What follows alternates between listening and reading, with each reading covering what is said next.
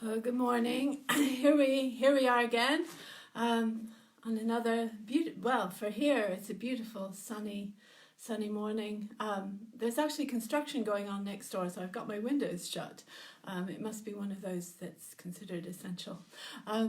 For this morning, I've turned my camera so that you can kind of view the painting behind me. It's The Road to Emmaus, painting by Caravaggio. It's not the original. You might be surprised, but it's not. And it's the events of this painting that take place just before this morning's Gospel reading. So on that note, I will begin today's reading, which is from the Gospel of Luke, chapter 24, starting from verse 35. Then they told what had happened on the road, and how he'd been made known to them in the breaking of the bread. While they were talking about this, Jesus himself stood among them and said to them, "Peace be with you." They were startled and terrified and thought they were seeing a ghost. And he said to them, "Why are you frightened? Why do doubts arise in your hearts? Look at my hands and my feet. See that it is I myself. Touch me and see, for a ghost does not have flesh and bones as you see that I have." And when he had said this, he showed them his hands and his feet. While in their joy they were disbelieving and still wondering, he said to them, "Have you got anything here to eat?" And they gave him a piece of broiled fish, and he took it and ate in their presence. This is the Gospel of the Lord. Well, this is, of course, taking place in the upper room where Jesus' disciples are still hiding and locked away and full of fear. And they were terrified when they saw him. They thought they were seeing a ghost. They'd seen Lazarus resurrected, so... And even when they realized that they were in the presence of the risen Christ, their joy was nevertheless tinged with disbelief. It was such a quiet rising, his entering the locked room, unnoticed, without fanfare. They really couldn't quite believe. So this moment follows that of the story of the road to Emmaus as Jesus walks alongside his disciples, them not recognizing him, and he gently listens to their story, asks them questions, and in a simple moment in the breaking of the bread at a meal is when they finally see him. In his book, Essays on Love, Alain de Botton writes about how difficult receiving love can be, because that is what this moment is. It is that point after, when Jesus has given everything.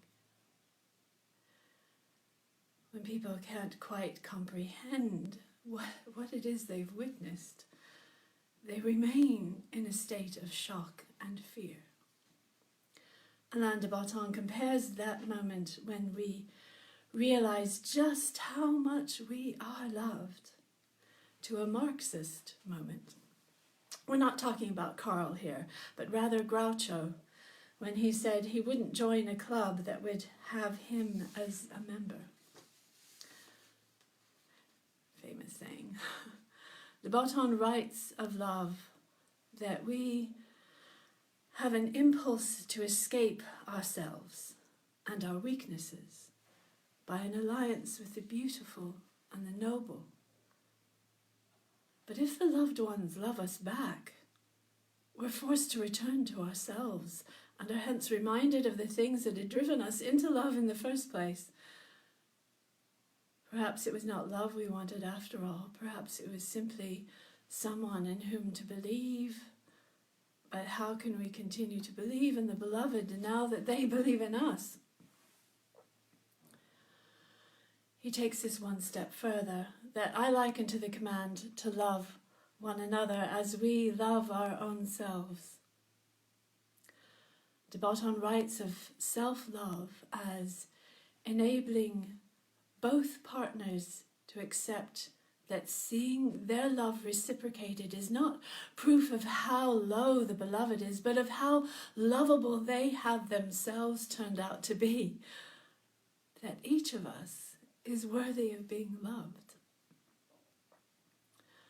For those who've suffered abuse or trauma in life, there can be an assumption that somehow they deserved that pain, the abuse, because they were flawed in some way that they couldn't quite comprehend, but it must be true.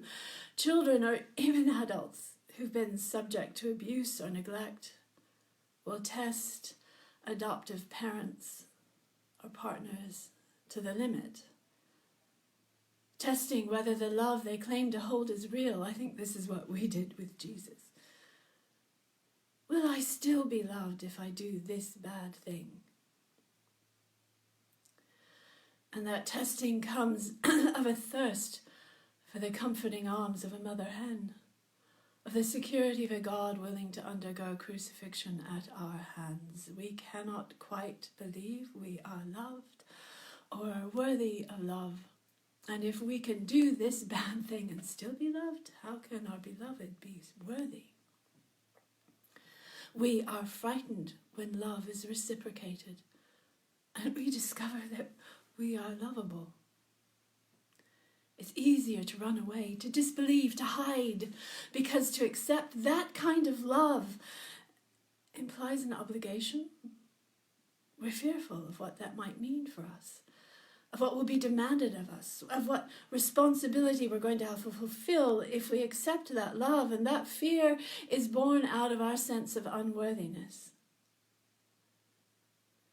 And it's hard to believe you're loved when things are going wrong. I am loved. Now what? Jesus walks gently beside us, alongside us, listens to our stories of him, of what we've learned of him. He gently prods us with questions, asking what meaning we've found in this story, in our story. And then he sits down with us to share a meal.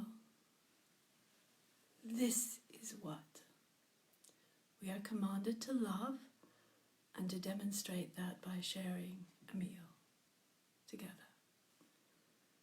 This was always Jesus' ministry among us. Jesus walks alongside us in our lives, always present, even when we do not recognize that he is there or believe that he's there. He's with us. He asks that we find meaning in our stories and that we share what we have. This is the best of love, the everyday sticking by one another even when we are afraid, talking through life's events, and in the end finding love has always walked beside us every step of the way.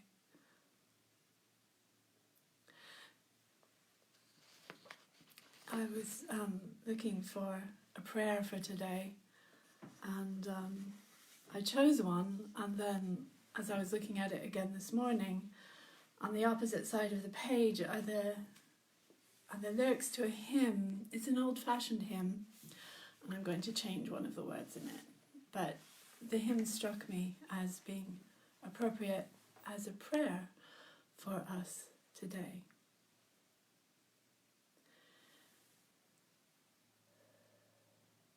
Dear Lord and Father of humankind, forgive our foolish ways.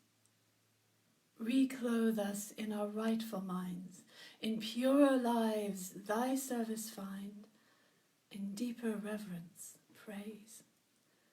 Breathe through the heats of our desire, thy coolness and thy balm.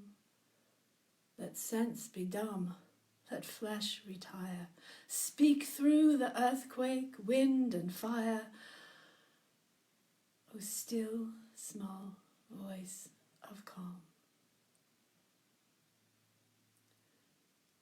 So may that still, small voice of calm sit with us today and in the days, weeks, and probably months to come.